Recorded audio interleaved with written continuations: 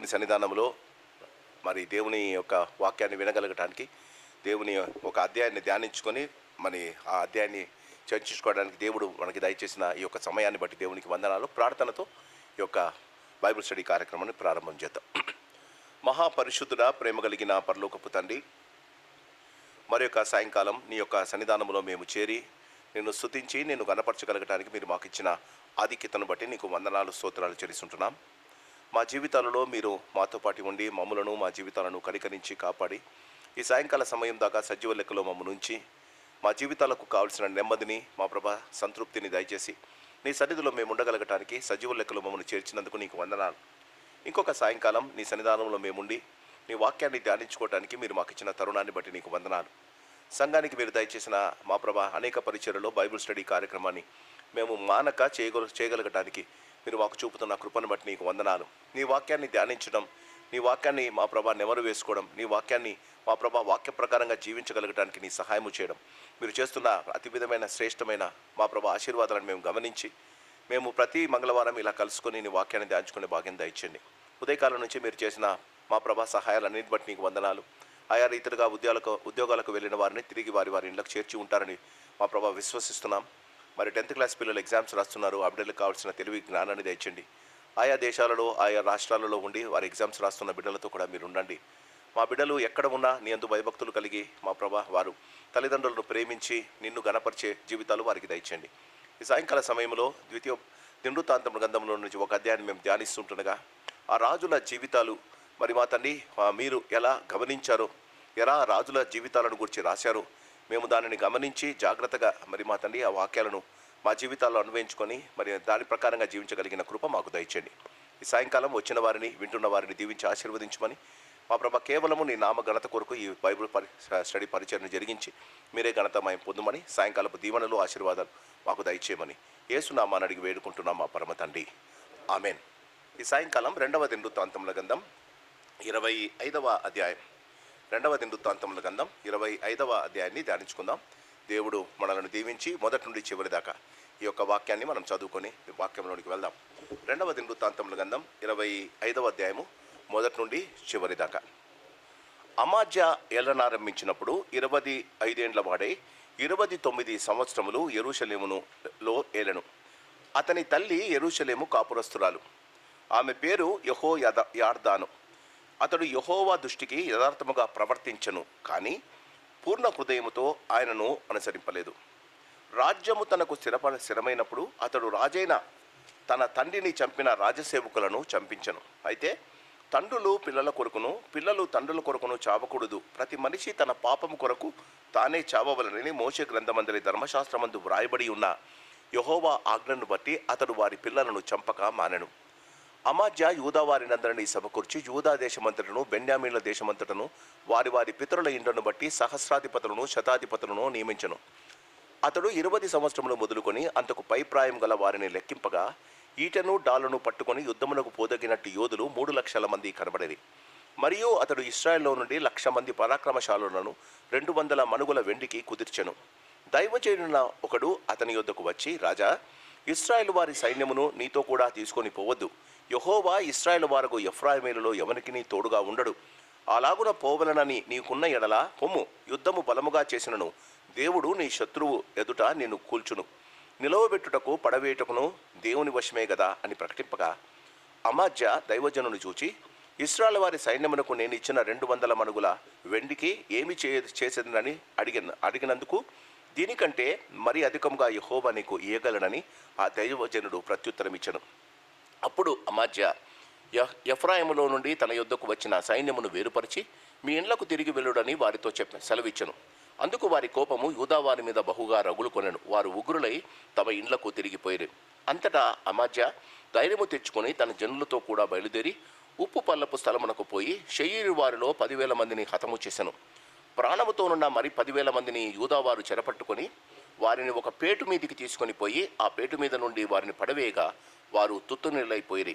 అయితే తమతో కూడా యుద్ధములకు రావద్దని అమజ్యా తిరిగి పంపివేసిన సైనికులు షోమ్రోను మొదలుకొని బెత్ హోరోను వరకు ఉన్న యూదా పట్టణముల మీద పడి వారిలో 3,000 మందిని హతము చేసి విస్తారమైన కొల్ల సొమ్ము పట్టుకొని పేరి అమజ్యా ఎదోమీయులను ఓడించి తిరిగి వచ్చిన తరువాత అతడు షెయీరు వారి దేవతలను తీసుకుని వచ్చి తనకు దేవతలుగా నిలిపి వాటికి నమస్కరించి ధూపం వేసెను.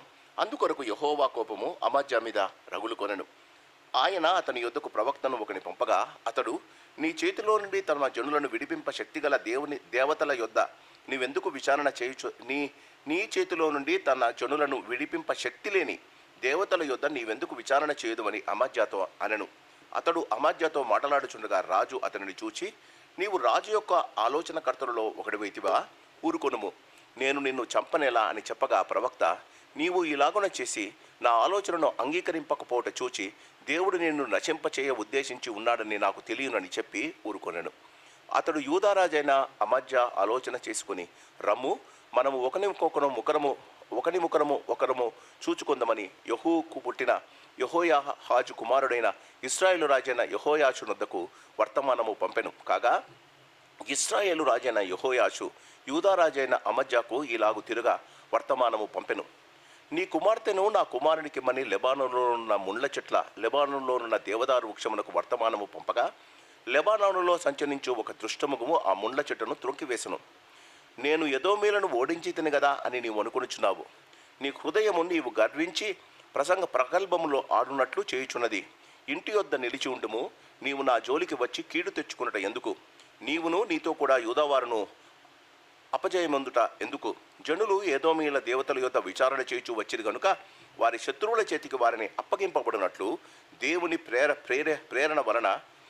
ప్రేరణ వలన అమజ్యా ఆ వర్తమానమును అంగీకరింపకపోయెను.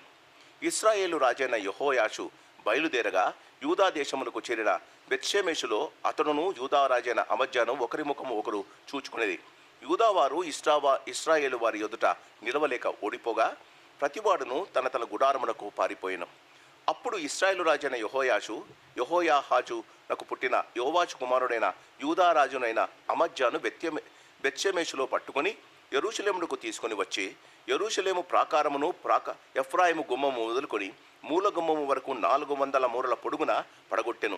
అతడు దేవుని మందిరములో ఓబేదేదోము నొద్దనున్న వెండి అంతయు బంగారమంతయు ఉపకరణములన్నయు రాజు నగరునందున సొమ్మును కుదవ పెట్టబడిన వారిని తీసుకుని షోమ్రోనునకు తిరిగి వెళ్ళెను.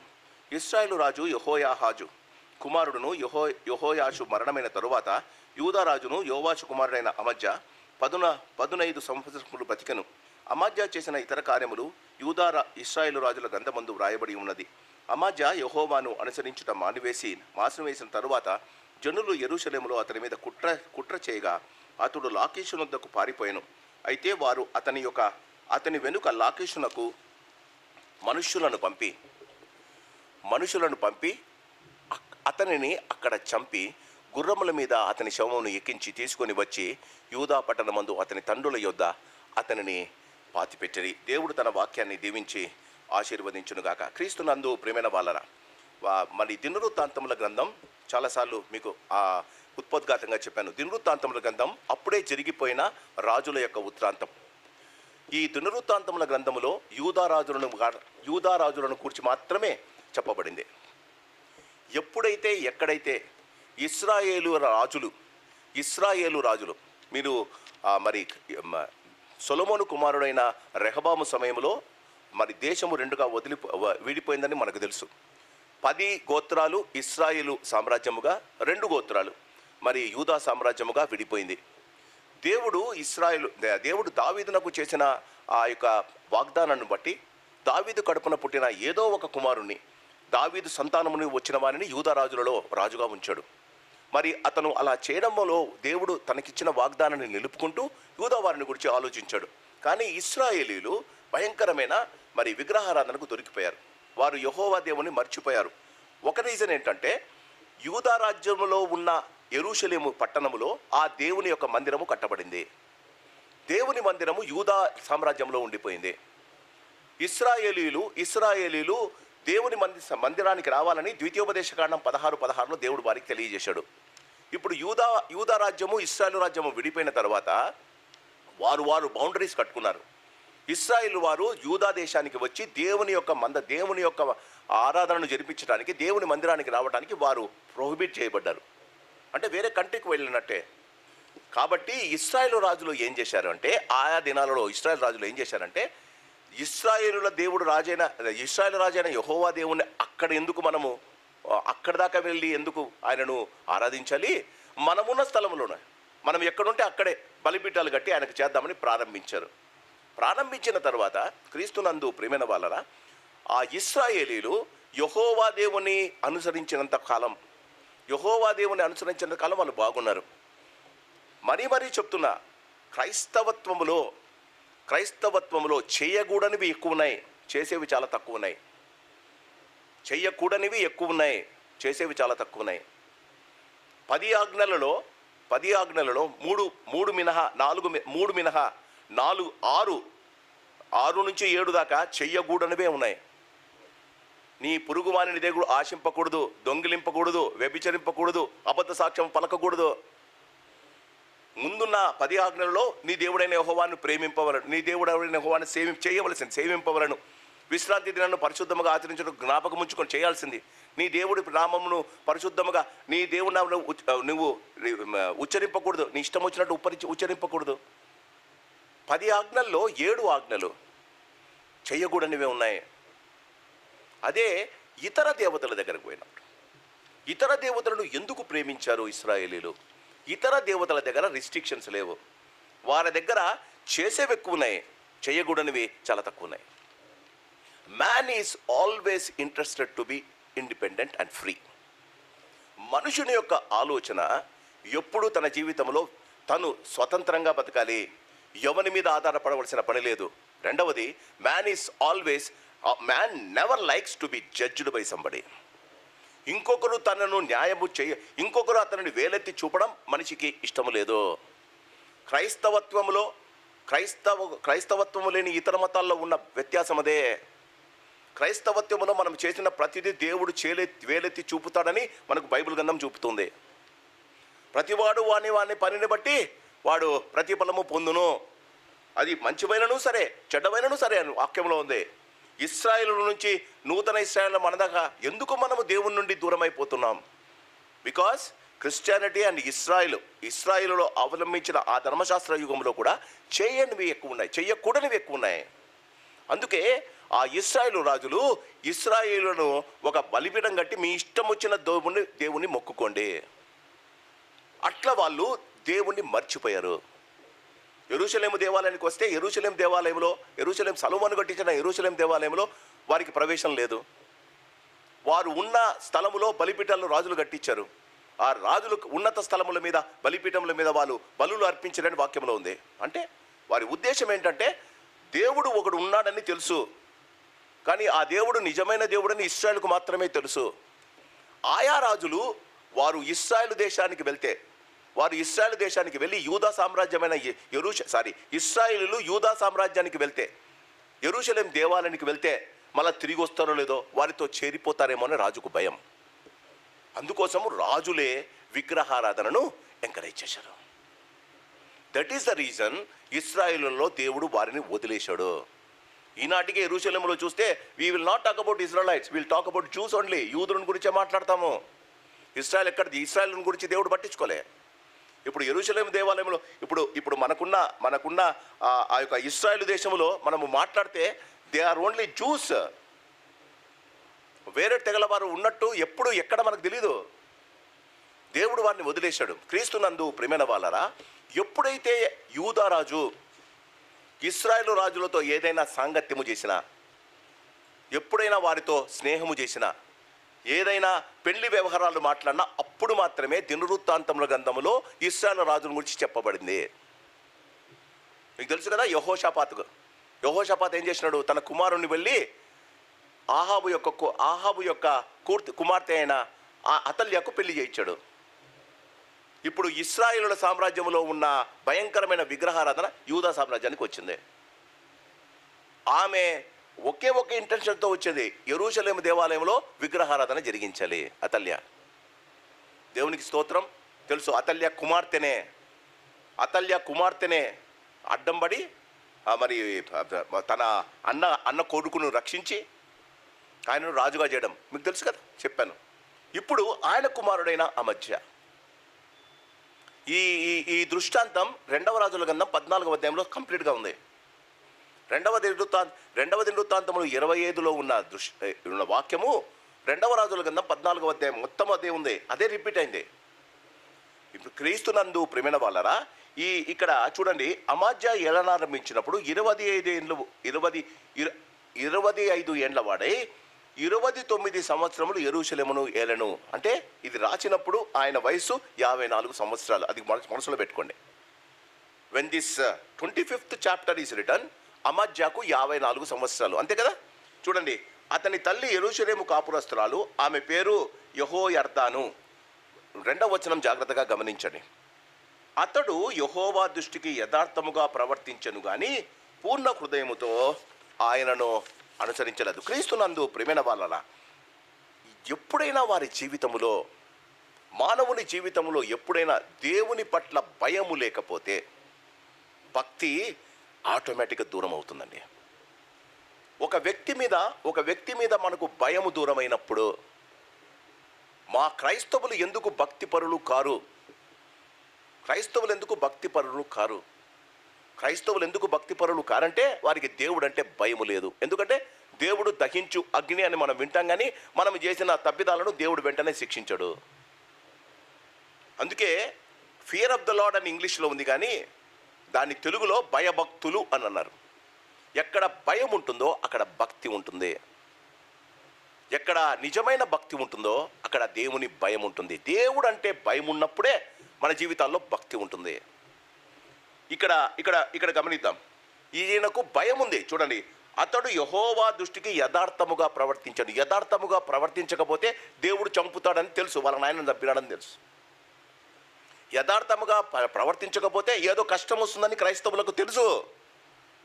కానీ అతడు పూర్ణ హృదయముతో ఆయనను, పూర్ణ హృదయముతో అంటే మొదట ఏమంటాడు? యెహోవా దృష్టికి యథార్థముగా ప్రవర్తించను అంటే దేవుడు ఏదన్నా చేస్తాడేమో అని భయం ఉంది. కానీ దేవుని కొరకు చేయవలసిన కార్యాలలో అశ్రద్ధ ఉంది. అది దేవుని కొరకు చేయవలసిన కార్యాలలో అశ్రద్ధ ఉంది. క్రైస్తవుల్లో చాలా మందికి భయం ఉంది, కానీ దేవుని కార్యాల్లో శ్రద్ధ లేదు. ఇప్పుడు మీరు చెప్పాలి, భయం ఆ క్రైస్తవులకు భయభక్తులు ఉన్నట్ట? మన జీవితాల్లో ఇది గమనించాలి. దేవుడి మీద భయం ఉంది. ఎందుకు? నేను పోకపోతే ఏమైనా యాక్సిడెంట్ అవుతుందేమో, ప్రార్థన చేయకపోతే యాక్సిడెంట్ అవుతుందేమో, ప్రార్థన చేయకుండా పిల్లలు ఎగ్జామ్కు పంపిస్తే వాళ్ళు పరీక్షల్లో ఫెయిల్ అవుతారేమో, ఏమైనా అవుతుందేమో, దేవా నీకు ఆపుదల భద్రత కావాలని భయం ఉంది.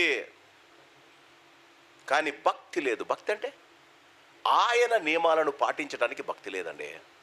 ఎందుకు? There are too many. You cannot live happily. జీవితంలో దేవుని యొక్క ప్రతి మాటను నువ్వు నెరవేర్చుకుంటూ పోతే నువ్వు జీవితంలో సంతోషంగా ఉండవని నీకు భయం. పూర్ణ హృదయముతో ఆచరిస్తున్నాడు, కానీ పూర్ణ హృదయంతో ఆచరించాడు. అందుకే యేసు ప్రభు అంటాడు, నీవు నీ పూర్ణ హృదయముతోను, నీ పూర్ణ ఆత్మతోను, నీ పూర్ణ మనస్సుతోనూ. యేసు ప్రభు చాలా క్లియర్గా చెప్పాడు. అందుకే నీ దేవుడైన యెహోవాను ప్రేమింపవలెను. క్రీస్తునందు ప్రేమైన వాళ్ళరా, పాత నిబంధన అంతా పూర్ణ హృదయముతోనే అని ఉంది. యేసు ప్రభుల వారు మనకు నూతన ఇశ్రాయేలు మనకు తెలుసు. మనము మన హృదయముతోనూ, పూర్ణ ఆత్మతోనూ, పూర్ణ మనస్సుతోనూ అని ఎందుకన్నాడు అంటే, మనము ఆత్మ చేత నింపబడి దేవుణ్ణి ఆరాధించకపోతే అది ఆరాధన కాదు అంటాడు. క్రీస్తునందు ప్రేమైన వాళ్ళరా, చూడండి 3వ వచనం, రాజ్యము తనకు స్థిరమైనప్పుడు అతడు రాజైన తన తండ్రిని చంపిన సేవకులను చంపించను. క్రీస్తునందు ప్రేమైన వాళ్ళరా, మన జీవితంలో గమనించాలి, ఎందుకు ఈయన దావీదు ఆదర్శాన్ని దావీదు వాళ్ళ సంతానమే కదా. ఈ అమజ్య దావీదు సంతానమే.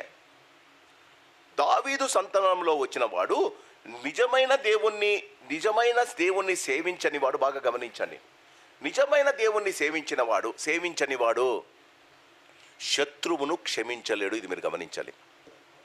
నీ శత్రువును నువ్వు క్షమించగలిగితే నీకు దేవుని పట్ల భయభక్తి ఉంది అని నీకు అర్థమైపోతుంది. ఇక్కడ వాళ్ళ నాన్నని చంపించారు. వాళ్ళ నాన్న ఏదో తప్పు చేశాడు, వాళ్ళ నాన్న చంపేసిన తర్వాత బాగా గమనించండి, భయం ఏముంది? ధర్మశాస్త్రంలో ఆచరించాలి. ధర్మశాస్త్రంలో ఏముంది? పాపము చేసిన వాడు మాత్రమే చావాలి, వాళ్ళ పిల్లలు చావకూడదునంది. ఇక్కడ చూడండి, అయితే 4వ వచనం, తండ్రుల పిల్లల కొరకు పిల్లల తండ్రుల కొరకు చావకూడదు, ప్రతి మనిషి తన పాపం కొరకు తానే చావాలని మోషే గ్రంథమందు ధర్మశాస్త్రమందు వ్రాయబడి ఉంది. ఇక్కడ ఈయన ధర్మశాస్త్రమును పాటిస్తున్నాడు, కానీ ధర్మశాస్త్రంలో నీ శత్రువును ప్రేమించు అన్నదాన్ని మర్చిపోతున్నాడు. ఆలోచిస్తున్నారా? ఆయన ధర్మశాస్త్రమును పాటించి పిల్లలను చంపడంలే, పాపము చేసిన వానే ఉంది. కానీ ధర్మశాస్త్రంలో ఏముంది? నీ ఈ ధర్మశాస్త్రంలో మోషే ఆ దినాల్లో ఎప్పుడు వారు కనాను నుంచి బయటకు వచ్చినప్పుడు వాళ్ళకు ఆజ్ఞ ఇచ్చాడు. ఎందుకు? భయపడాలని. ఎవడన్నా నిన్ను చంపితే వారిని నువ్వు చంపొచ్చు అంటే ఎవడు చంపకుండా భయపడతానని. ఇప్పుడు నేను ఒకరిని చంపితే వెంటనే, ఇప్పుడు ఇజ్రాయెల్ గురించి మాట్లాడుకున్నాం, ఒకడు ఏదన్నా దేవుని పట్ల దుష్కార్యం చేస్తే దేవుడు తప్పకుండా చేస్తాడండి. మనం ఆలోచించాలి. ఇప్పుడు ధర్మశాస్త్ర ప్రకారంగా కొడుకులను చంపలేదని ధర్మశాస్త్రమును పాటిస్తున్నట్ట, వాళ్ళ నాన్నలను చంపి తన రివెంజ్, తన యొక్క కోపము, తన యొక్క ఈర్చ, లేకపోతే తనకున్న పగను తీర్చుకోవడం వల్ల దేవుని యందు భయభక్తులు కలిగి ఉన్నట్ట. చాలామంది క్రీస్తునందు ప్రియమైన వాళ్ళరా, ఈనాటి క్రైస్తవులు వారి శత్రువులను చచ్చినా క్షమించారండి. You have to understand this. లోపల ఎక్కడో ఒక చోట వాడు నీకు చేసిన అవమానం, వాడు నీ మీద మాట్లాడిన మాటలు, వాడు నిన్ను గురించి మాట్లాడిన మాట ఎప్పుడో ఒక రోజు అది బయటకు వస్తుందండి. అందుకే దేవుడు అంటాడు, నీ పూర్ణ హృదయముతో ప్రేమించాలి. నీ పూర్ణ హృదయం అంటే హృదయములో ఎక్కడో ఒకట, somewhere the corner of the heart to నీవు వారిని క్షమించేసి ఉండాలి. ఎప్పుడో 10 సంవత్సరాలు 20 సంవత్సరాలు పగ తీర్చుకున్నట నా పని. క్రీస్తునందు ప్రేమైన వాళ్ళరా, ఎంత చక్కగా చెప్పాడు. మోషే గ్రంథమును పాటించినట్టు ఉంది, తన కోపాన్ని, తన యొక్క ఈర్షను, తన యొక్క పగను చల్లార్చుకున్నట్టు ఉంది. ఇప్పుడు మన జీవితాల్లో మనం చేసేది కూడా అదేనండి. ప్రేమించినట్టు కనిపిస్తాం, మనసులో ఎక్కడో వారిని గురించి ద్వేషం ఉందండి, మాట్లాడుతూనే ఉంటాం. గమనించండి, దేవుడు దాన్ని గమనిస్తాడు. నేను దీక్షనగర్ బ్యాప్టిస్ట్ చర్చ్లో చెప్తూ ఒక మాట అన్నా, service is more superior than success in life. క్రైస్తవుడు సక్సెస్ కోసం ఏడుస్తాడు, కానీ నిజమైన క్రైస్తవుడు సర్వీస్ గురించి ఆలోచిస్తాడు. మనము మానవునికి సక్సెస్ కావాలా, ఎంత సంపాదించినా, ఎంత ఎదిగా, దేవునికి అది అనవసరం అండి. God is not worried how much success I am in my life. God is interested to know how service oriented I am. ఒక వ్యక్తికి నువ్వు చేసిన ఉపచారం నీకు కలిగిన విజయానికన్నా గొప్పదని మనం గమనించాలి. సక్సెస్ మన జీవితాల్లో ఏ క్రైస్తవుడైనా సక్సెస్ను గురించి ఆలోచిస్తే he is not service oriented. జీవితంలో ఇది మనం గమనించాలి. మనము ఎప్పుడైతే సక్సెస్ను గురించి ఆలోచిస్తామో you are not thinking about service. మంచి సమరయుడు ఉన్నాడు, బంధువు కాదు. ఏమొచ్చిందండి వానికి? అక్కడ ఎవడైనా నీకు కొట్టబడిన వాడు ఎవడైనా కనిపిస్తే వానికి నీవు పరిచర్య చేయాలని చెప్పిన లేవీడు వెళ్ళిపోయాడు. ప్రతి ఆదివారము ధర్మశాస్త్రాన్ని ప్రకటించే యాజకుడు వెళ్ళిపోయాడు. అసలు గుడిలోనికి ఎంట్రీ లేనైన సమరయుడు పోతున్నాడండి. వాక్యం అంటుంది లూకాసు వార్త 16లో, వాడిని చూసి జాలిపడి వాని దగ్గరికి వెళ్ళి ఆ ద్రాక్షారసాన్ని దీనిని పోసి, తైలమును పోసి వానికి కట్టి తన గాడిద మీద ఎక్కించంటే, తన గాడిద మీద వాడిని కూర్చోబెట్టినాడంటే వీడు నడుచున్నాడు కదండి పక్కన.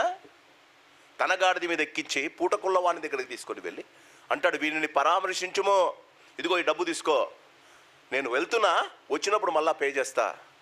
What did he get? He lost practically. What did he get? మంచి సమరయునికి ఏం సంపాదించుకున్నాడు? ఈనాడు కూడా వాని గురించి మనం మాట్లాడుతున్నామండి. అది సంపాదన. నీ సాక్ష్యము జీవితాంతము నిలబడి. మంచి సమరయుడిని ఎవడు మాట్లాడినా వాడు మంచి సమరయుడనే మాట్లాడుతుంది, గుడ్ సమరయుడనే అంటాడండి. ఆలోచించండి, ఏమి సంపాదిస్తాం మనము ఈ లోకం నుంచి వెళ్ళిపోయిన 100 సంవత్సరాలైనా మనల్ని ప్రజలు జ్ఞాపకంలో పెట్టుకోవాలి. మనము చేసిన మంచిని, నీవు చేసిన సేవను జ్ఞాపకం పెట్టుకోవాలి.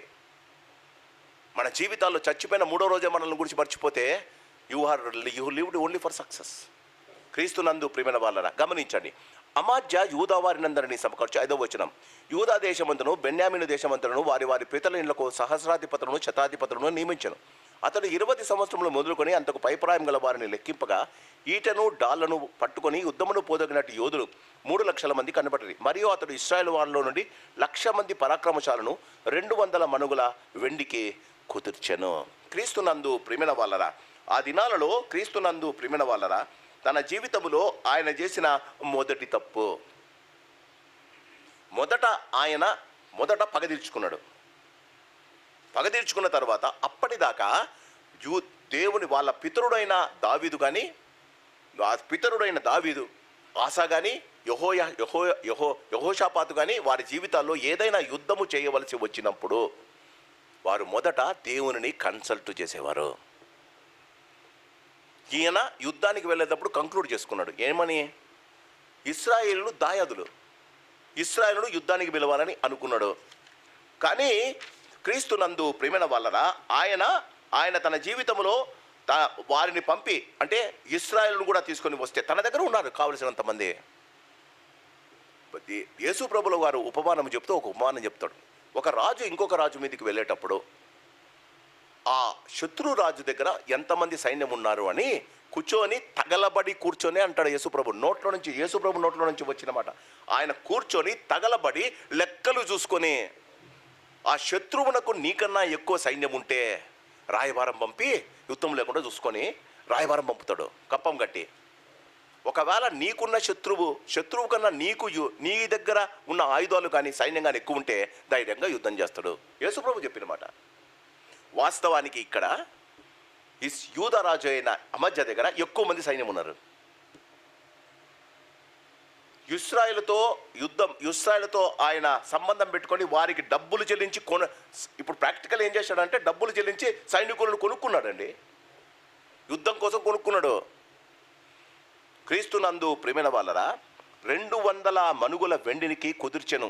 దైవజనుడు ఒకడు అతని యుద్ధకు వచ్చి, రాజా, ఇశ్రాయేలు వారి సైన్యమును నీతో కూడా తీసుకొని పోవద్దు. యెహోవా ఇశ్రాయేలు వారు ఎఫ్రాయిమీయుల వారిలో ఎవనికిని తోడుగా ఉండడు. క్రీస్తునందు ప్రియమైన వాళ్ళరా, ఎందుకు ఆయన ఇలా చెప్పాడు? ఎందుకంటే క్రీస్తునందు ప్రియమైన వాళ్ళరా, బైబిల్లో ఒక మాట ఉంది, దుష్ట సాంగత్యము మంచి నడవడిని చెరుపును. దుష్ట సాంగత్యము మంచి నడవడిని చెరుపును. ఈయన మంచోడని కాదు, సగమన్నా దేవుని గురించి భయం ఉంది. చూశారు కదా, ధర్మశాస్త్రాన్ని చదువుతున్నాడు, పగ తీర్చుకోవడము తప్పని తెలుసు, ఆయన తీర్చుకున్నాడు. కానీ కుమారుని చంపలే కదా. క్రీస్తునందు ప్రియమైన వాళ్ళరా, చాలామంది వారి జీవితంలో half obedience is no obedience. ఇక్కడ ఈయన దేవుని గురించి ఆలోచించలే. దేవుని గురించి ఆలోచించకుండా డబ్బిచ్చి తన శత్రువులను తన రాజ్యానికి పిలిపించుకుంటున్నారు. క్రీస్తునందు ప్రియమైన వాళ్ళరా, దీన్ని బట్టి మనకి ఏమర్థమవుతుందంటే, we spend money and invite Satan into our lives. We spend money, invite Satan into our life. అవతలవాడు దేవుని యందు భయభక్తులు కలిగిన వాడు అని, అవతలవాడు దేవుని యందు భయభక్తులు కలిగిన వాడు కాడు అని నీకు తెలుసు. అవతలవాడు దేవుని మంచి సాక్ష్యము లేనివాడు అని తెలుసు. అవతల వాడితో నీవు పోతే నీ సాక్ష్యం కూడా చెడిపోతుందని తెలుసు. అవతల వాడితో మాట్లాడడం ద్వారా సంఘానికి కానీ దేవునికి కానీ ఎలాంటి సహాయం లేదని తెలుసు. కానీ సాయంకాలం అయితేనే ఫోన్ చేసేమంటావు, ఏమంటారు చెప్పండి, హలీంకు పోదామా?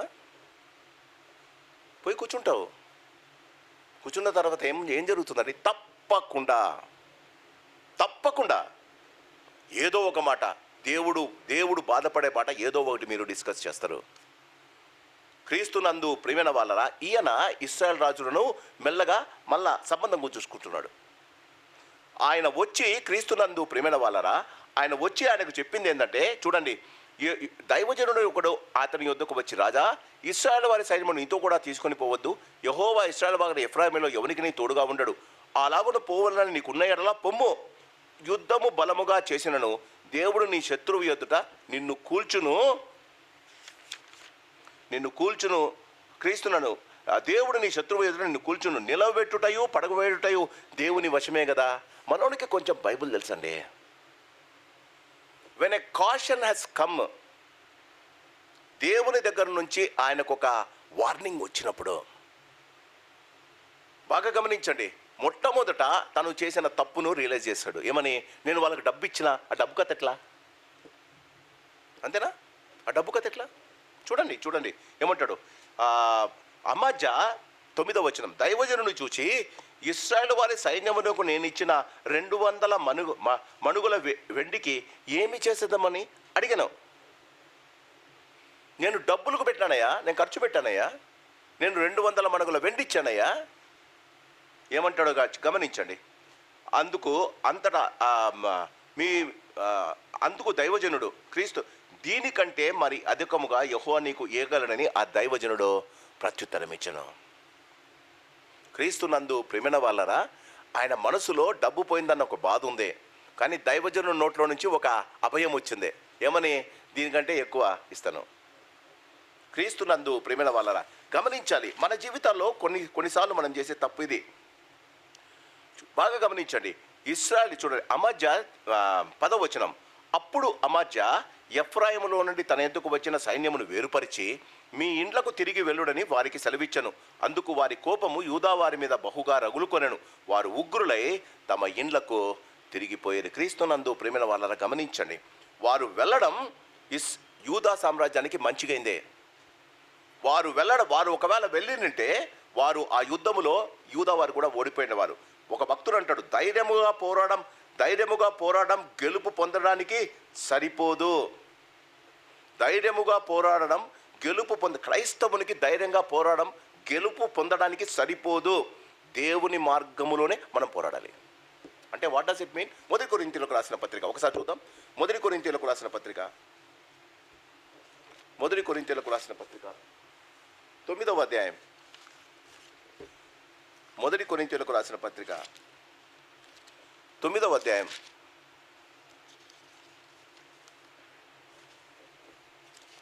మొదటి కొరింథీయులకు రాసిన పత్రిక 9వ అధ్యాయము 24 నుండి, మరియు నేను సేవలో, నేను సువార్తలో వారితో పాలివాడనొకటికై దాని కొరకే సమస్తమును చేయుచున్నాను.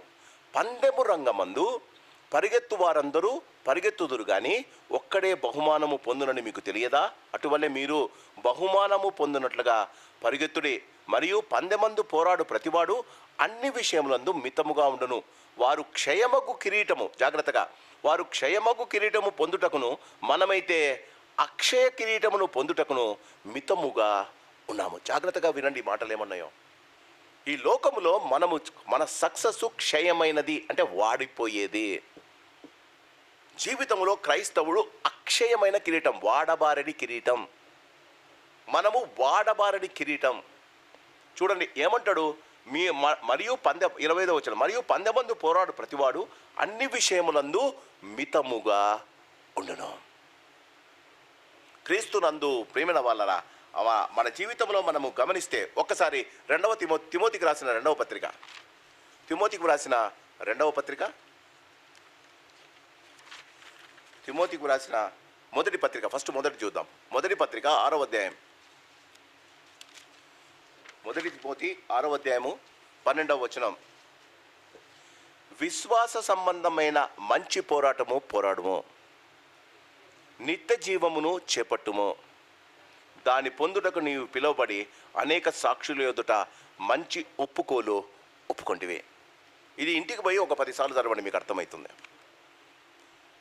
విశ్వాస సంబంధమైన మంచి పోరాటం. విశ్వాసం అంటే ఏంటండి? నిరీక్షించు వాటి యొక్క, చెప్పండి, విశ్వాసం అనేది హెబ్రీయులకు రాసిన పత్రిక 11వ అధ్యాయం 1వ వచనం. విశ్వాసం అన్నది నిరీక్షించు వాటి యొక్క నిజస్వరూపం. మనకు నిరీక్షణ ఏందండి? మనం పరలోకానికి వెళ్తాం, మనకు ఒక స్థలం ఉంది, దేవుడు మనకు ఒక స్థలం కట్టిస్తున్నాడు, అదే మన నిరీక్షణ కదా. ఇప్పుడు గమనించండి 12వ వచనం, విశ్వాస సంబంధమైన మంచి పోరాటము పోరాడుము. అంటే మనకున్న విశ్వాసం, మనము ఏది మాట్లాడినా, ఏది చేసినా, ఏ పరిచర్య చేసినా, ఏ సేవ చేసినా మన విశ్వాసాన్ని కాపాడుకోవడం మనకు బాధ్యత. మంచి పోరాటము పోరాడము అంటే అన్యాయంగా, అక్రమముగా నీ యొక్క విజయాన్ని పొందొద్దు. Don't compromise. నువ్వు ఓడిపోయినా పర్లేదు. చూడండి, విశ్వాస సంబంధమైన మంచి పోరాటము పోరాడము. పోరాటంలో మంచి పోరాటం, చెడు పోరాటం ఉందా? పోరాటంలో మంచి పోరాటం, చెడు పోరాటం ఉందా? పోరాటం కత్తి తీసుకొని ఎదురుకుండా, యుద్ధ యొక్క నీతి ఏంటంటే ఎదురుబడి యుద్ధం చేయాలా. చెడు పోరాటం ఏంటి? వెనకల నుంచి వచ్చి వెన్నుపోటు పొడిచేదే. క్రైస్తవుల్లో ఈ దినం పోరాటం లేదు, కానీ మాటలతో పోరాడుతున్నారు, వెనకల మాట్లాడుకుంటున్నారు, వెనకల చాలా మాట్లాడుకుంటున్నారు. బాగా వినండి, విశ్వాస సంబంధమైన మంచి పోరాడము. ఒకరిని గురించి ఒక్క చెడ్డ విషయం మీకు తెలిస్తే అది నిజమో కాదో కూడా మీకు అనవసరం, ఎంత మాట్లాడేస్తామండి. విశ్వాస విషయంలో సంబంధమైన మంచి పోరాడము. నిత్య జీవమును చేపట్టుము అంటే నీ ప్రతినిత్యము దేవుడు నీకు ఇచ్చిన నిత్య జీవాన్ని చేతిలో పట్టుకొనుండు, నువ్వు దాన్నే చదువుకుంటుండు, దాన్ని పోగొట్టుకోద్దు. మూడవది, దాని పొందుటకు నీవు పిలవబడిన అనేక సాక్షుల ఎదుట మంచి ఒప్పుకుంటివే. నీవు అందరికీ చెప్పావు, నేను ఇట్లా బతుకుతానని నువ్వు చెప్పావు, ఒప్పుకున్నావు. నువ్వు బాప్తీసం తీసుకునేటప్పుడు నేను చచ్చిపోయేదాకా యేసు ప్రభుతో నిలబడతాను, యేసు ప్రభు కొరకు జీవిస్తానని నువ్వు సాక్ష్యం చెప్పావు. 2 కొరింథీయులకు రాసిన పత్రిక 2వ అధ్యాయం 5వ వచనం. మరియు జట్టి అయినవాడు, 2వ కొరింథీ పక్కనే 2వ కొరింథీ క్షమించండి, 2వ తిమోతి, క్షమించండి, తిమోతికి రాసిన 2వ పత్రిక 194వ పేజీ. తిమోతికి రాసిన 2వ పత్రిక 2వ అధ్యాయం, క్షమించండి, 2వ అధ్యాయము 5వ వచనం. మరియు జట్టి అయిన వాడు పోరాడునప్పుడు నియమ ప్రకారము పోరాడుకుంటే వానికి కిరీటము దొరకదు. జాగ్రత్తగా గమనించండి. There are some rules to get the crown of the Lord. దాని ప్రకారంగా మనము ఒకవేళ యుద్ధము చేయకపోతే మనకు కిరీటం లభించదంట. 2వ దినవృత్తాంతముల గ్రంథం, త్వరగా సమయం అవుతుంది, 2వ దినవృత్తాంతముల గ్రంథం 25వ అధ్యాయం, 2వ దినవృత్తాంతముల గ్రంథం 25వ అధ్యాయానికి వద్దాం. అమజ్యా తన జీవితంలో యుద్ధము చేయడానికి ఇష్టపడ్డాడు, కానీ అది మంచి పోరాటం కాదు, తను చెడు పోరాటం చేయడానికి ఇష్టపడ్డాడు. అందుకే దేవుడు ఆయనకు ఒక వార్నింగ్ పంపాడు. బాగా గమనించండి. హౌ యు నో, బాగా ఈ మాట మీరు వినాలి. How you know that you are a child of God. నేను దేవుని బిడ్డనని నాకు ఎలా తెలియాలి? నీవు దేవుని బిడ్డవు అని ఎలా తెలియాలి? నేను ఒక విషయాన్ని గురించి ఆలోచిస్తున్నా, నేను ఒక విషయాన్ని గురించి చాలా కన్ఫ్యూజ్ అవుతున్నా, నేను ఒక విషయాన్ని గురించి చాలా దినాల నుంచి ఆలోచిస్తున్నా, దీన్ని ఎలా సాల్వ్ చేయాలి అని. ఉన్నట్టుండి ఎవరో ఒకరు దేవుని వాక్యములో నీకు జరుగుతున్న విషయాలు లాంటి జీవితాన్ని ఏదో చెప్పాడు. అప్పుడు నీవు you have to take a caution.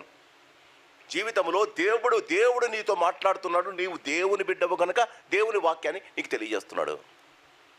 క్రీస్తునందు ప్రియమైన వాళ్ళ అమజ్యా దగ్గరికి వచ్చి చెప్పాడు, ఆయన వాపసు పంపించేశాడు. క్రీస్తునందు ప్రియమైన వాళ్ళరా, చూడండి 11వ వచనం.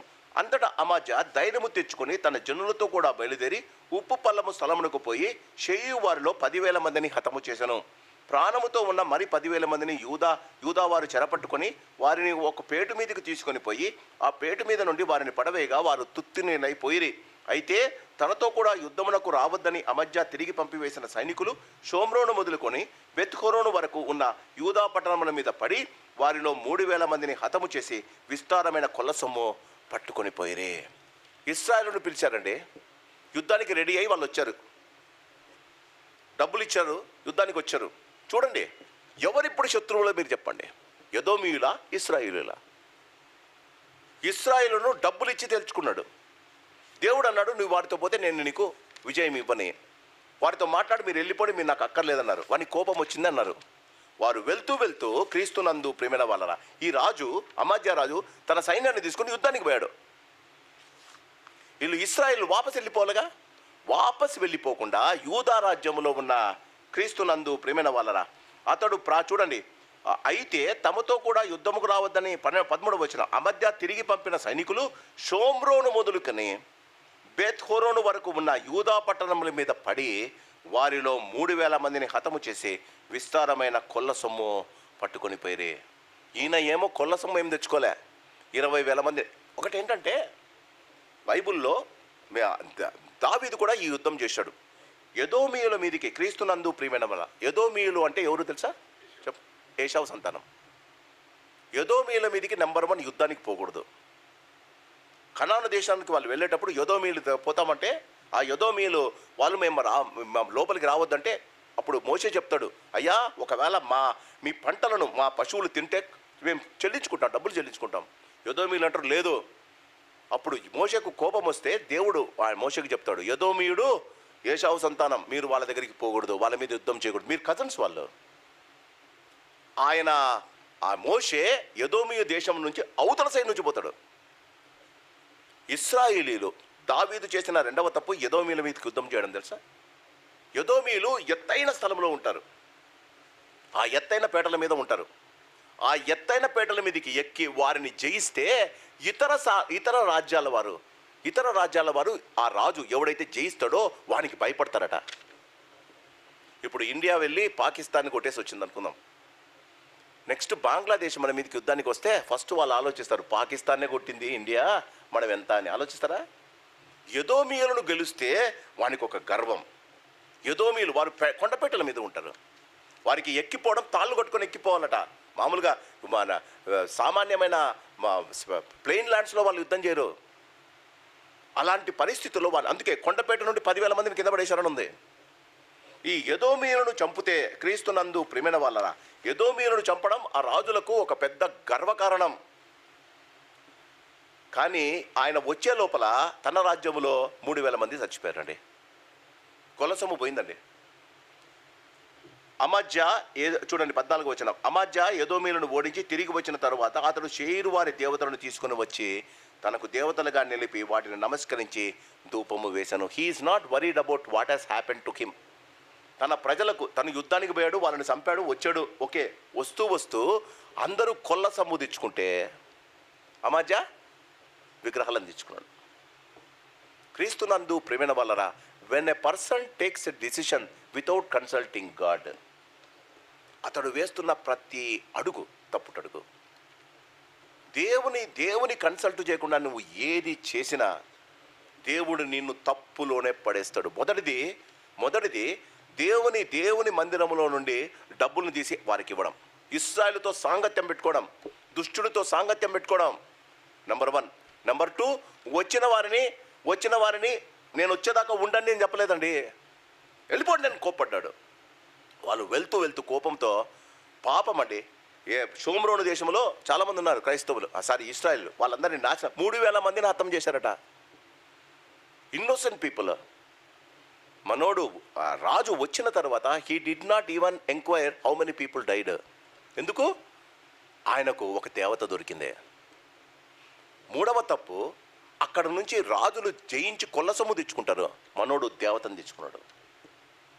క్రీస్తునందు ప్రేమైన వాళ్ళరా చూడండి, అందుకొరకు 15వ వచనం, యెహోవా కోపము అమజ్యా మీద రగులుకు. ఫస్ట్ టైం అండి మనం వింటాం. అందుకే ఆయనకు ధర్మశాస్త్రం తెలుసు. ధర్మశాస్త్రంలో ఏముందండి? తండ్రుల యొక్క పాపం ద్వితీయోపదేశ కాండంలో ఉంది. నిర్గమకాండం 10 ఆజ్ఞల్లో ఉంది, నువ్వు ఏ రూపాన్ని చేసుకోకూడదని. అది కనపడలేదా? ద్వితీయోపదేశ కాండంలో ఉన్న దేవుని వాక్యం అయితే కనిపించింది, కానీ నిర్గమకాండంలో 10 ఆజ్ఞల్లో ఉన్న 2వ ఆజ్ఞ, నీవు ఏ రూపమును చేసుకోనకూడదు, వాటికి సాగిలపడకూడదు, వాటికి పూజింపకూడదు. అది మర్చిపోయాడండి. How did he miss it? బాగా గమనించండి. ఈయనకు ధర్మశాస్త్రము తెలియక కాదు, తన జీవితంలో క్రీస్తునందు ప్రేమైన వాళ్ళరా ఈ దేవత విచ్చలవిడి దేవతట. ఈ దేవతను ఏమైనా చేసుకోవచ్చట. ఈ దేవత విచ్చలవిడి దేవత. తనతో పాటు వెళ్ళిన సైనికులు రాజుకు చెప్పాడు, ఈ దేవతను తీసుకుపోదామయ్యా, ఈ దేవతకు మొక్కితే మనకు చాలా విచ్చలవిడి జీవితం జీవించవచ్చు, ఫ్రీడమ్ దొరుకుతుందయ్యా. అందుకొరకు యెహోవా కోపము అమజ్యా మీద రగులుకొనెను. ఆయన అతని యొద్దకు ప్రవక్తను పంపగా అతడు, నీ చేతిలో నుండి తన జనులను విడిపింప శక్తి లేని దేవత యొద్ద నీవెందుకు విచారణ చేయదు అమజ్యాతో అనగా, అతడు అమజ్యాతో మాట్లాడగా రాజు అతనిని చూచి, జాగ్రత్తగా వినాలి, నీవు రాజు యొక్క ఆలోచనకర్తలలో ఒకడివైతివా. బాగా మీరు గమనించండి. మొదట ఒక దైవసేవకుడు వచ్చాడు, రాజా డబ్బులు ఇచ్చి ఎందుకు పోతున్నావు? ఇప్పుడు ఈయన మాట్లాడిన దానికన్నా ఆయన ఇంకా స్ట్రిక్ట్గా మాట్లాడాడు. డబ్బులు ఇచ్చి ఎందుకు తెచ్చుకున్నావు? దేవుడు అంటున్నాడు, నువ్వు ఇశ్రాయేలు యుద్ధానికి తీసుకుపోతే నువ్వు ఓడిపోతావయ్యా, ఎంతమందిని తీసుకుపోయినా అని దేవుడు చెప్పినాడంటే వెంటనే వారి మాట విన్నాడండి. మాట విని వాళ్ళని పంపించేశాడు వాపసు. ఎప్పుడైతే ఎదోమీయులను గెలిచాడో గర్వము తన హృదయానికి ఎక్కిందండి. దైవ సేవకుడు వచ్చి చెప్తున్న మాటకు ఆయన ఇస్తున్న రిప్లై చూడు. ఎవడరా నువ్వు నా గురించి ఏందిరా మాట్లాడేది? క్రీస్తునందు ప్రేమైన వాళ్ళరా గమనించాలి, దేవుని సేవకులు దేవుని మాటలు చెప్పకుండా ఉండలేరు. ఉన్నది ఉన్నట్టు చెప్పాలి. మేము దేవుని వాక్యం ఉన్నది ఉన్నట్టు చెప్పాలి, లేకపోతే దేవుని యొక్క రెండంతల శిక్ష మాకు వస్తుంది. క్రీస్తునందు ప్రేమైన వాళ్ళరా దేవుడు చూడండి, తన జీవితంలో దేవుని సేవకులు దేవుని వాక్యను ప్రకటించినప్పుడెల్లా మీరు ఇది గమనించాలి. ఇంతకుముందు చెప్పా, దేవుడు నిన్ను ప్రేమిస్తున్నాడు, నువ్వు దేవుని బిడ్డను. ఎలా అంటే నీ జీవితంలో జరుగుతున్న పరిస్థితులను దేవుడు వాక్యం ద్వారా ఎప్పుడో ఒకసారి వాక్యం ద్వారా నీతో సంధిస్తాడు. నేను దీని గురించి ఆలోచిస్తున్నాను పాస్టర్ గారు, మీరు అదే చెప్పారని చాలామంది నాకు ఫోన్ చేసి చెప్తారు. I will thank God because they are God's children. రెండవది, దేవుని బిడ్డ కాదు అని నువ్వు ఎట్ట తెలుసుకుంటావు? దేవుని బిడ్డ వీడు కాడు, ఈయన దేవుని బిడ్డ కాడు అని ఎలా తెలుసుకుంటావు? దేవుని సేవకులు దేవుని వాక్కును ప్రకటించినప్పుడల్లా దేవుని ఎరుగని వారు ఎప్పుడు వారు నోరు మూయించటానికే ట్రై చేస్తారు. ఆలోచించండి. For example lawyer. దేవుని సేవకులు దేవుని వాక్కును ప్రకటించినప్పుడల్లా నీకు అది సరిపోకపోతే వెళ్ళిపో, ఆ సమాజంలో ఉండొద్దు. దేవుని వాక్కు నీ హృదయాన్ని చొచ్చినప్పుడు, దేవుని వాక్యం నీకు ప్రకటించినప్పుడు నీకు కోపం వస్తే వెళ్ళిపో, కానీ తిరగబడొద్దు. నోరు మూయడానికి ట్రై చేయొద్దు. You have seen what happen. Be careful. నోరు మూయించడం వల్ల బాగా గమనించండి, నోరు మూయించడం వల్ల సత్యాన్ని ఆ దినం నువ్వు గెలవచ్చు, కానీ నీవు మూయించిన సత్యం ఒకనాడు గెలుస్తుంది, నీ జీవితం ఓడిపోతుంది. జాగ్రత్త.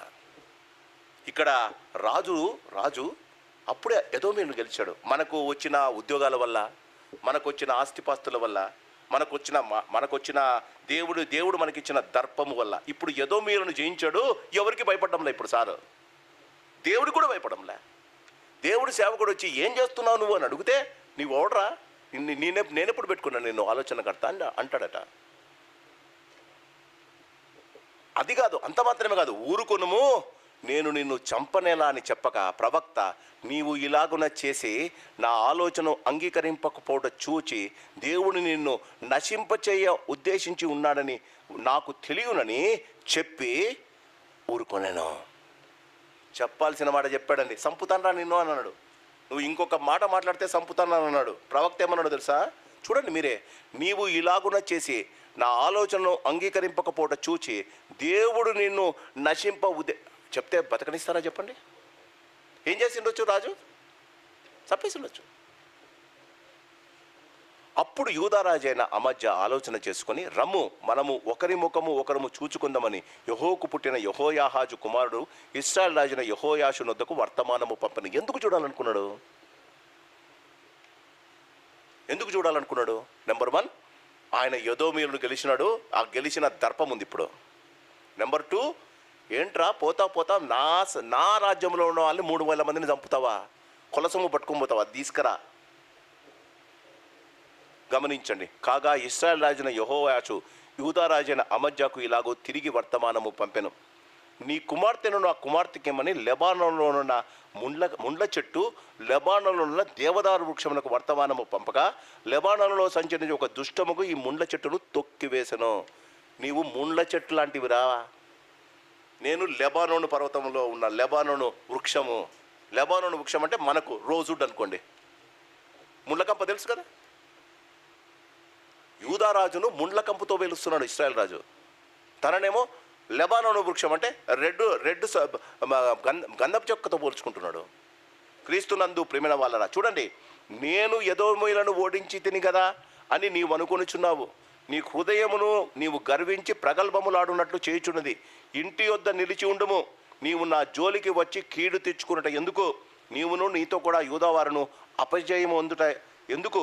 జనులు ఏదోమీల దేవతల యొద్ద విచారణ చేయుచు వచ్చిరు గనుక వారి శత్రువుల చేతికి వారు అప్పగింపబడినట్లు దేవుని ప్రేరణ వలన అమజ్య ఈ వర్తమానమును అంగీకరింపకపోయాను. గమనించండి, ఎందుకు ఇశ్రాయేలు రాజుకు ఇలాంటి వర్తమానం వచ్చి, ఎందుకు ఇట్లా వర్తమానం పంపించి, ఎందుకు ప్రొవోక్ చేస్తున్నాడు ఇశ్రాయేలు రాజు? దేవుడు ఈ అమజ్యను చంపటానికి ఇష్టపడ్డాడు. దేవుడు ఏ దేవుడైతే ఈయన రాజుగా చేశాడో ఆ దేవుడు చంపడానికి ఇష్టపడుతున్నాడండి అమజ్యను. చూడండి, ఈ వాక్యం మీరే చూడండి, 20వ వచనం. జనులు ఏదోమీయుల దేవతల యొద్ద విచారణ చేయుచూ వచ్చిరి గనుక వారి శత్రువుల చేతికి వారి అప్పగింపబడినట్లు దేవుని ప్రేరణ వలన అమజ్య ఈ వర్తమానమును అంగీకరింపకపోయాను. రే నువ్వు రాజా, నువ్వు ముళ్ళకంచె లాంటి వాడిని, నేను దేవదారు వృక్షం లాంటి వాడిని. నువ్వేదో నా మీదకి వద్దాం అనుకుంటున్నావు. నువ్వు వస్తే ముళ్ళ కొంచెం నువ్వు నేను కాదు. చూడండి ఏమంటాడు అక్కడ, చూడండి, నా జోలికి ఒక దుష్టముఖము ఆ ముడ్ల చెట్టును త్రొక్కి వేసాను. నేను రావాల్సిన పని కూడాలే, నా దగ్గర ఉన్న ఒక దుష్టముఖం వచ్చి నేను తొక్కి పారేస్తుంది అని చెప్పాడు అని ఒక వార్నింగ్ ఇచ్చాడు. ఎందుకు కొట్లాడదాం, నీ ఇంట్లో నువ్వు ఉండు. తెలుగులో ఒక సామెత ఉంది, కాలము దాపురించిన వారు దీప నిర్వాహక గ్రంథులు, కనరు వినరు మూర్ఖునరు వాసన చూడరు. కాలము దాపురించిన వారు అంటే దేవుడు వాళ్ళకు నిర్ణయించాడు, వారు కనరు వినరు మూర్ఖునరు వాసన చూడరు. క్రీస్తునందు ప్రేమైన వాళ్ళరా గమనించండి, ఒకసారి దేవుడు మనకు 2 వార్నింగ్లు ఇచ్చాడు, వినలే. ఏమవుతుందో గమనిద్దాం. ఇశ్రాయేలు రాజు అయిన యోవాషు బయలుదేరగా యూదా దేశమునకు చేరిన బెత్షెమెషులో అతడును యూదా రాజైన అమజ్యాను ఒకరి ముఖము ఒకరు చూచుకునేది. యూదా వారు ఇశ్రాయేలు ఎదుట నిలవలేక ఓడిపోగా ఎదోమీయులను చంపినవారు, ఎదోమీయులను ఓడించిన వారు, ఎవరి సహాయముతో ఎదోమీయులకు యుద్ధానికి పోదామని అనుకుంటున్నాడు. బాగా గమనించండి, వన్ డే ఇదే చాప్టర్లో they both were to fight against ఎదోమీయులు. ఇద్దరు కలిసి ఎదోమీయుల దగ్గరికి వెళ్ళాల్సిందే. ఎదోమీయులు జయించిన వెంటనే ఈ రాజునకు గర్వం ఎక్కిపోయింది. దేవుడిని వదిలేశాడు, దేవుడు లేకుండా బతుకుతానని అనుకున్నాడు. ఎక్కడైతే ఎదోమీయుల దేవతను తెచ్చుకున్నాడు, దేవుని మర్చిపోయాడు. ఇశ్రాయేలుల ఎదుట చూడండి, ఇశ్రాయేలు రాజైన చూడండి, యూదా వారు ఇశ్రాయేలు 22వ వచనం నిలవలేక ఓడిపోగా ప్రతివాడును తన గుడారమునకు పారిపోయాను. అప్పుడు ఇశ్రాయేలు రాజైన యెహోయాజునకు పుట్టిన యోవాషు కుమారుడైన యూదా రాజైన అమజ్యాను బెత్షెమెషులో పట్టుకొని యెరూషలేమునకు తీసుకుని వచ్చి యెరూషలేము, చూడండి జాగ్రత్తగా వినండి, యెరూషలేము ప్రాకారమును ఎఫ్రాయిము గుమ్మము మొదలుకొని మూల గుమ్మము వరకు 400 మూరల పొడవున పడగొట్టెను. క్రీస్తునందు ప్రేమిన వాళ్ళరా జాగ్రత్తగా వినాలి. ఇశ్రాయేలు రాజునకు యూదా రాజునకు పోరాటం. దేవుని గుడి ఎందుకు నాశనం చేసినారండి? ఇశ్రాయేలునకు యూదా రాజునకు పోరాటం. ఇశ్రాయేల్ రాజు వచ్చి యూదా రాజును చంపేసి ఉండొచ్చు, అమజ్యాన్ని చంపలే. దేవుని మందిరం 400 అడుగుల దేవుని యొక్క మందిరాన్ని నాశనం చేశాడు. దేవుని యందు భయభక్తులు గలవారు, మీరు ఈ మాట వినాలి, దేవుని యందు భయభక్తులు గలవారు అమాజ్య మాదిరి సగం ఇటు సగం అట్టుంటే దేవుడు తన మందిరాన్నే కూల్చేసుకుంటాడంట. క్రీస్తునందు ప్రేమైన వాళ్ళ జాగ్రత్త. దేవుడు తన మందిరాన్ని సేవ్ చేసుకోలేడా? తన మందిరాన్ని కాపాడుకోలేడా? ఇశ్రాయేలు అండి వాళ్ళ దేవుని ఉండండి, వాళ్ళ దేవుని మందిరం అండి, అదే జరగడం లే మన మధ్య. క్రీస్తునందు ప్రేమైన వాళ్ళరా, అతడు దేవుని మందిరములో ఓబదేదమునొద్దనున్న వెండి అంతయు బంగారం అంతయు ఉపకరణములన్నీ రాజు నగరనందున సొమ్ము కుదవపెట్టబడిన తీసుకొని షోమ్రోనుకు తిరిగి వెళ్ళను. మందిరం పడగొట్టడమే కాదు, దేవుని బిడ్డలు ఇచ్చిన డబ్బు మొత్తము వాళ్ళు కొట్టేశారు. క్రీస్తునందు ప్రేమైన వాళ్ళని గమనించండి. ఇశ్రాయేలు రాజును యెహోయాజు కుమారుడైన యెహోయాషు మరణమైన తర్వాత యూదా రాజును యోవాషు కుమారుడైన అమజ్య 15 సంవత్సరములు ఇంకా బతికిచ్చినాడండి. ఇశ్రాయేలు రాజు యూదా రాజును చంపలేదు. మీరు గమనించండి, అక్రమము విస్తరించినప్పుడు కొన్నిసార్లు దేవుడు తన కోపాన్ని తన మందిరం మీద చూపిస్తాడు. క్రీస్తునందు ప్రేమైన వాళ్ళరా, ఈ ఇష్యూలో మనం గమనిస్తే ఒక్క రాజు గర్భం వల్ల, ఆయన దేవునికి దూరము కావడం వల్ల తన పట్టణంలోని కొన్ని పల్లెలు నాశనమైపోయాయి. ఇశ్రాయేలు వారు కొల్లగొట్టి వారిని 3,000 మందిని చంపి తీసుకెళ్లారు. రెండవది, ఇప్పుడు యెరూషలేం వారు గర్వపడుతున్న యెరూషలేం దేవాలయంలో ఏమీ లేదండి. ఒక్కసారి మీరు ఇది జ్ఞాపకం చేసుకోవాలి. దీనికి మూలవాక్యము 20 అధ్యాయము 2-3. అతడు యెహోవా దృష్టికి యథార్థముగా ప్రవర్తించను గాని పూర్ణ హృదయముతో ఆయనను అనుసరించను. ఇదంట మెయిన్ వాక్యం ఈ అధ్యాయములో. ఇది మన జీవితంలో మనము ప్రశ్నించుకోవాల్సింది ఇది. నేను ఆరాధిస్తున్న ఆరాధనలో యెహోవా దృష్టికి యథార్థముగా మిమ్మల్ని నన్ను చూస్తే నాలాంటి దేవుని భక్తి పరుపుడు లేడు అని అనుకుంటారు. కానీ నాకు తెలుసు నేను దేవుని పట్ల ఎంత భయభక్తులు కలిగి ఉన్నాను. క్రీస్తు నందు ప్రియమైన వాళ్ళరా, అమాజ్యా చేసిన ఇతర కార్యములు 26వ వచనం. కార్యములు యూదా ఇశ్రాయేలు రాజుల గ్రంథమందు అమాజ్యా యెహోవాను అనుసరించడం మానివేసిన తరువాత జనులు యెరూషలేములో అతని మీద కుట్ర చేయగా అతడు లాకీషునకు పారిపోయాను. అయితే వారు అతని వెనుక లాకీషునకు మనుషులను పంపి అతడు అక్కడ చంపి గుర్రము మీద అతని శవమును ఎక్కించి తీసుకుని వచ్చి యూదా పట్టణంలో అతని తండ్రుల యొద్ద అతనిని పాతపెట్టను. క్రీస్తునందు ప్రేమైన వాళ్ళరా, మన జీవితంలో మనం గమనించాల్సింది ఇది. Ultimately what is the end of Amaziah? Amaziah యొక్క జీవితంలో క్రీస్తునందు ప్రేమైన వాళ్ళరా, తన జీవితంలో తన జీవితము అంతం ఎలా అయింది? క్రీస్తునందు ప్రేమైన వాళ్ళరా, వారి జీవితంలో ఆయన చేసిన పనికి దేవుడు ఆయన ఏది చేశాడో అది చేయించాడు. వెతికి వాళ్ళ నాన్నను చంపిన వారిని గర్వంతో చంపించాడు. అతను వేరే లాకీష్కు వెళ్ళాడట. లాకీష్కు మనుషులను పంపి రాజండి ఆయన చంపించారట. చంపి ఊరికే ఉండలేదు, ఆయన గుర్రం మీదనే వేసుకొని ఆయన తీసుకొని వచ్చి పాతి పెట్టారట. నువ్వు ఏ కొలతతో కొలుస్తావో దేవుడు అదే కొలతతో మనల్ని కొలుస్తాడు. జాగ్రత్త ఉందాం. అమాజ్యా జీవితం మన ముందు ఉంది.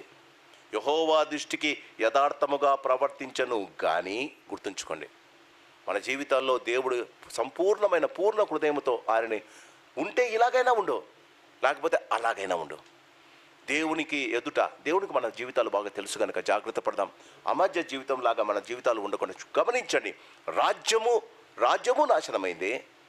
దేవుని మందిరము ఒక్క రాజు వల్ల నాశనమైంది. తన యొక్క గర్వం వల్ల తన రాజ్యాన్ని, తన దేవుని మందిరాన్ని నాశనం చేసిన వాళ్ళు మొదటివాడు అమాజ్యా. జాగ్రత్త పడదాం. నీ జీవితం వల్ల ప్రజల యొక్క సంతోషం దూరం కాకూడదు.